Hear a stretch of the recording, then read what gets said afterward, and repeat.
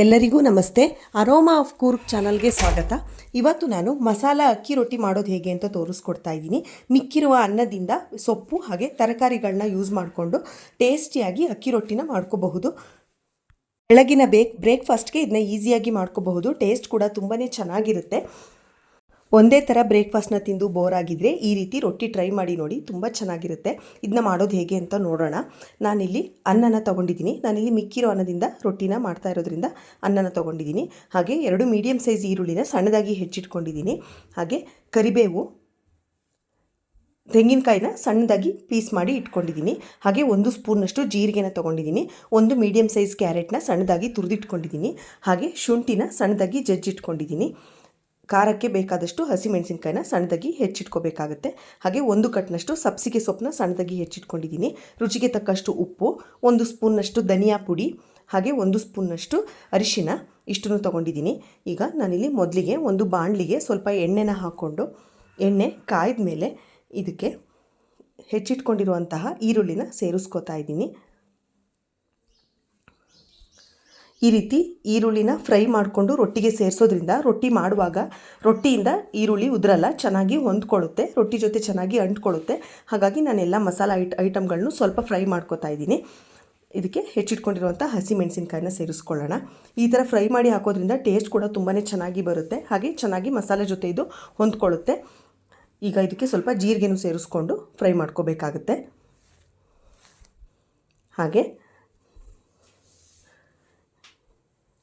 ಇದಕ್ಕೆ ಸ್ವಲ್ಪ ಉಪ್ಪನ್ನು ಸೇರಿಸ್ಕೊಳ್ಳೋಣ. ತುಂಬ ಫ್ರೈ ಮಾಡಬಾರ್ದು, ಅರ್ಧ ಫ್ರೈ ಆದರೆ ಸಾಕು. ಈಗ ಸಣ್ಣದಾಗಿ ಹೆಚ್ಚಿಟ್ಕೊಂಡಿರುವಂತಹ ಕರಿಬೇವನ್ನ ಸೇರಿಸ್ಕೊತಾ ಇದ್ದೀನಿ. ನಾನಿಲ್ಲಿ ಸಬ್ಸಿಗೆ ಸೊಪ್ಪನ್ನ ಜಾಸ್ತಿ ತೊಗೊಂಡಿದ್ದೀನಿ. ಟೇಸ್ಟ್ ತುಂಬ ಚೆನ್ನಾಗಿ ಬರುತ್ತೆ ಸಬ್ಸಿಗೆನ ಜಾಸ್ತಿ ಹಾಕೋದ್ರಿಂದ.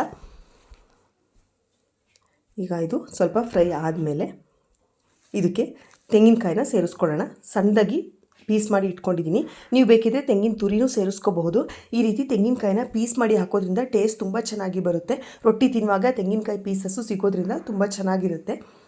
ಈಗ ಇದನ್ನು ಫ್ರೈ ಮಾಡ್ಕೊಂಡಾದಮೇಲೆ ಸ್ಟವ್ನ ಆಫ್ ಮಾಡಿಕೊಂಡು ನಾನು ಹೆಚ್ಚಿಟ್ಕೊಂಡಿರುವಂತಹ ಸಬ್ಸಿಗೆ ಸೊಪ್ಪನ್ನ ಇದಕ್ಕೆ ಸೇರಿಸ್ಕೋತಾ ಇದ್ದೀನಿ. ಸೊಪ್ಪನ್ನ ತುಂಬ ಫ್ರೈ ಮಾಡಬಾರ್ದು, ಫ್ಲೇವರ್ ಎಲ್ಲ ಹೋಗ್ಬಿಡುತ್ತೆ. ಹಾಗಾಗಿ ಸ್ಟವ್ನ ಆಫ್ ಮಾಡಿಕೊಂಡು ಈ ಥರ ಸಬ್ಸಿಗೆ ಸೊಪ್ಪನ್ನ ಹಾಕ್ಕೊಂಡು ಒಂದು ಸ್ವಲ್ಪ ಮಿಕ್ಸ್ ಮಾಡಿಕೊಂಡ್ರೆ ಸಾಕಾಗುತ್ತೆ. ಈಗ ಇದು ಮಸಾಲ ರೆಡಿಯಾಗಿದೆ. ಈಗ ಒಂದು ದೊಡ್ಡ ತಟ್ಟೆಗೆ ನಾನು ಮಿಕ್ಕಿರುವಂತಹ ಅನ್ನನ ಹಾಕೋತಾ ಇದ್ದೀನಿ. ಇದಕ್ಕೆ ತುರಿದಿಟ್ಕೊಂಡಿರುವಂತಹ ಕ್ಯಾರೆಟ್ನ ಸೇರಿಸ್ಕೊಳ್ಳೋಣ. ಹಾಗೆ ನಾವಿಲ್ಲಿ ಫ್ರೈ ಮಾಡಿಟ್ಕೊಂಡಿರುವಂತಹ ಮಸಾಲೆನ ಸೇರಿಸ್ಕೋತಾ ಇದ್ದೀನಿ. ಮಸಾಲೆನ ಫ್ರೈ ಮಾಡದೆ ಹಾಗೇನೂ ಹಾಕ್ಬೋದು, ಈ ಥರ ಹಾಕಿದ್ರೂ ಟೇಸ್ಟ್ ಚೆನ್ನಾಗಿರುತ್ತೆ. ಈಗ ಇದಕ್ಕೆ ಧನಿಯಾ ಪುಡಿ ಹಾಗೆ ಜಜ್ಜಿಟ್ಕೊಂಡಿರುವಂತಹ ಶುಂಠಿನ ಸೇರಿಸ್ಕೊತಾ ಇದ್ದೀನಿ. ಶುಂಠಿನ ಸಣ್ಣದಾಗಿ ಪೀಸಸ್ ಮಾಡಿನೂ ಸಹ ಹಾಕೋಬಹುದು, ತುಂಬ ಚೆನ್ನಾಗಿರುತ್ತೆ. ಈ ಥರ ಜಜ್ಜಿನಾದರೂ ಹಾಕೋಬಹುದು. ಈಗ ಇದಕ್ಕೆ ರುಚಿಗೆ ತಕ್ಕಷ್ಟು ಉಪ್ಪನ್ನು ಸೇರಿಸ್ಕೊತಾ ಇದ್ದೀನಿ. ಹಾಗೆ 1 ಸ್ಪೂನ್ನಷ್ಟು ಅರಿಶಿನ, ಇಷ್ಟನ್ನು ಸೇರಿಸ್ಕೊಂಡು ಇದನ್ನೆಲ್ಲ ಚೆನ್ನಾಗಿ ಮಿಕ್ಸ್ ಮಾಡ್ಕೊಳ್ಳೋಣ.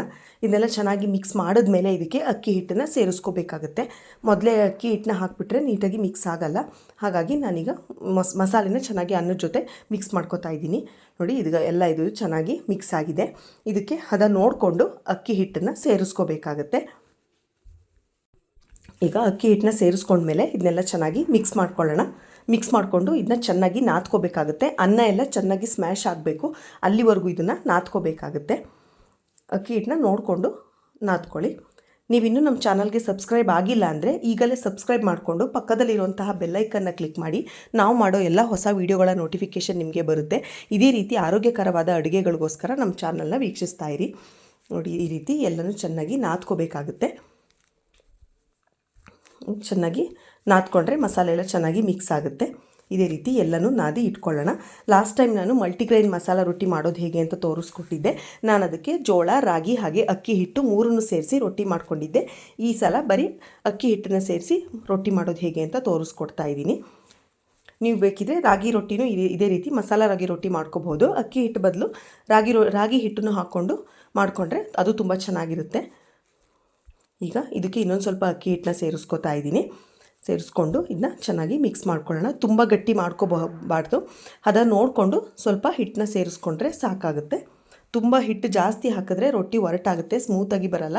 ನೋಡಿ ಇಷ್ಟು ಹದ ಬಂದರೆ ಸಾಕು, ಅಷ್ಟು ಅಕ್ಕಿ ಹಿಟ್ಟನ್ನ ಸೇರಿಸ್ಕೋಬೇಕಾಗತ್ತೆ. ಈಗ ಇದನ್ನೆಲ್ಲ ಉಂಡೆಗಳನ್ನಾಗಿ ಮಾಡಿ ಇಟ್ಕೊಳ್ಳೋಣ. ನಿಮಗೆ ರೊಟ್ಟಿ ಯಾವ ಶೇಪ್ಗೆ ಬೇಕು ಆ ಶೇಪ್ಗೆ ಉಂಡೆಗಳನ್ನ ಮಾಡ್ಕೋಬಹುದು.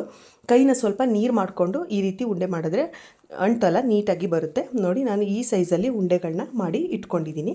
ಇದೇ ರೀತಿ ಈ ಎಲ್ಲ ಉಂಡೆಗಳನ್ನು ಈ ಹಿಟ್ಟಿಂದ ಮಾಡಿ ಇಟ್ಕೊಳ್ಳೋಣ.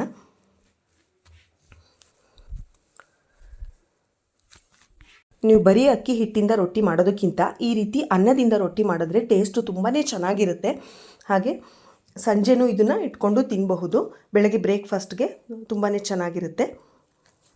ನೋಡಿ ಇದೇ ರೀತಿ ಎಲ್ಲನೂ ಉಂಡೆಗಳನ್ನಾಗಿ ಮಾಡಿ ನಾನು ಇಟ್ಕೊಂಡಿದ್ದೀನಿ. ಈಗ ಈ ರೀತಿ ಉಂಡೆಗಳನ್ನಾಗಿ ಮಾಡಿ ಇಟ್ಕೊಂಡ್ಮೇಲೆ ಇದನ್ನು ರೊಟ್ಟಿ ಮಿಷಿನಲ್ಲಿ ನಾನು ಪ್ರೆಸ್ ಮಾಡಿ ಒತ್ಕೋತಾ ಇದ್ದೀನಿ. ಈಗ ನಾನು ಪ್ಲಾಸ್ಟಿಕ್ಕಿಗೆ ಒಂದು ಡ್ರಾಪ್ನಷ್ಟು ಎಣ್ಣೆ ಹಾಕಿ ಇಟ್ಕೊಂಡಿದ್ದೀನಿ. ಎಣ್ಣೆ ಸವರಿರೋ ಪ್ಲಾಸ್ಟಿಕ್ಕಿಗೆ ಈ ರೀತಿ ಉಂಡೆನ ಇಟ್ಕೊಂಡು ಮಿಷಿನಲ್ಲಿ ಒತ್ಕೋಬೇಕಾಗುತ್ತೆ. ತುಂಬ ತೆಳುವಾಗಿ ಒತ್ಕೋಬಾರ್ದು, ಹಾಗೆ ತುಂಬ ದಪ್ಪನೂ ಒತ್ಕೋಬಾರ್ದು. ನೋಡಿ ಈಗ ಇದನ್ನು ನಾನು ಮಿಷಿನಲ್ಲಿ ಒತ್ಕೋತಾ ಇದ್ದೀನಿ. ನೀವು ಯಾವ ಸೈಡ್ ದಪ್ಪ ಇದೆ ನೋಡಿಕೊಂಡು ಅದನ್ನ ಮತ್ತೆ ತಿರುಗಿಸ್ಕೊಂಡು ಇನ್ನೊಂದು ಸಲ ಒತ್ಕೊಂಡ್ರೆ ರೆಡಿ ಆಗುತ್ತೆ. ನೋಡಿ ಈಗ ರೊಟ್ಟಿ ಚೆನ್ನಾಗಿ ಬಂದಿದೆ. ತೆಂಗಿನಕಾಯಿ ಪೀಸಸ್ ಎಲ್ಲ ಈ ರೀತಿ ಸಿಗೋದ್ರಿಂದ ತುಂಬಾ ಚೆನ್ನಾಗಿರುತ್ತೆ. ನೀವು ಬೇಕಿದ್ರೆ ಈ ಪೀಸಸ್ ಜೊತೆ ತೆಂಗಿನ ತುರಿನೂ ಸಹ ಸೇರಿಸ್ಕೋಬೋದು. ನಾನಿಲ್ಲಿ ತವನ ಬಿಸಿಗಿಟ್ಟಿದ್ದೀನಿ. ತವ ಬಿಸಿ ಆದಮೇಲೆ ರೊಟ್ಟಿನ ಹಾಕ್ಕೊಂಡು ಎರಡೂ ಸೈಡು ಎಣ್ಣೆ ಹಾಕ್ಕೊಂಡು ಇದನ್ನ ಬೇಯಿಸ್ಕೋಬೇಕಾಗುತ್ತೆ.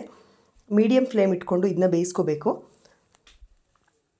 ಬೆಣ್ಣೆ ಅಥವಾ ತುಪ್ಪನೂ ಹಾಕ್ಕೊಂಡು ಬೇಯಿಸ್ಕೋಬಹುದು. ನೋಡಿ ಕಲರ್ ಚೇಂಜ್ ಆಗಿದೆ. ಈಗ ಇನ್ನೊಂದು ಸೈಡು ಇದಕ್ಕೆ ಎಣ್ಣೆನ ಸೇರಿಸ್ಕೊಂಡ್ರೆ ಮಸಾಲ ರೊಟ್ಟಿ ರೆಡಿ ಆಗುತ್ತೆ.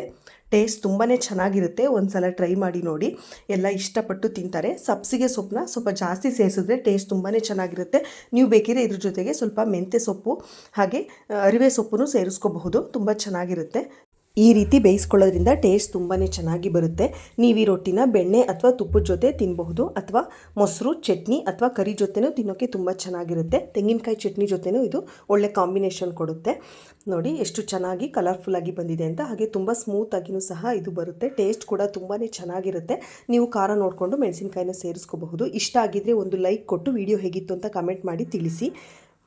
ಹಾಗೆ ನಮ್ಮ ಕೊಡಗಿನ ವಿಧ ವಿಧವಾದ ರುಚಿಗಳನ್ನು ನೀವು ಸವಿಬೇಕು ಅಂತಂದರೆ ನಮ್ಮ ಚಾನಲ್ನ ಈಗಲೇ ಸಬ್ಸ್ಕ್ರೈಬ್ ಮಾಡಿಕೊಂಡು ಪಕ್ಕದಲ್ಲಿ ಕಾಣುವಂತಹ ಬೆಲ್ ಐಕಾನನ್ನು ಕ್ಲಿಕ್ ಮಾಡ್ಕೊಳ್ಳಿ. ಆಗ ನಾವು ಮಾಡ್ತಕ್ಕಂಥ ಎಲ್ಲ ವಿಡಿಯೋಗಳ ನೋಟಿಫಿಕೇಷನ್ಸ್ ನಿಮಗೆ ಬರುತ್ತೆ.